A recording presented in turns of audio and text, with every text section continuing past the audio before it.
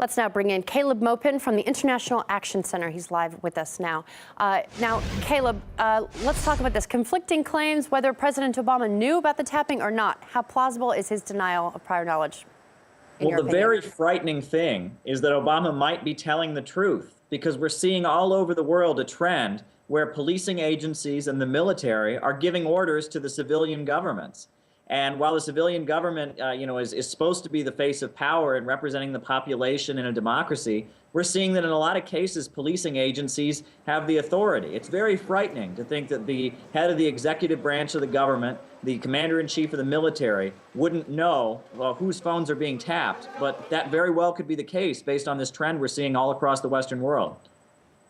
Well, Chancellor Merkel is being very clear about her displeasure, and so are the other EU leaders involved in this. But what are they actually going to do about it, do you think? Well, it's really unfortunate. You know, if some other country, say Cuba, had been tapping the United States, or Iran had been tapping the United States, there would definitely be sanctions and retaliation. But in this instance, what's going to happen? Who's going to hold the United States accountable? It's the same goes for the civilians who've been killed by drones. What are they going to do? You know, the U.S. is the force of economic power in the world and military power, and they're the ones who get to punish people. It doesn't seem to be the other way around, and it really kind of blows away many illusions people have about international order and international law. Well, Germany and Brazil are working on a UN initiative to curtail global U.S. surveillance. It's very well known. How potent a tool would that be in privacy protection, do you think?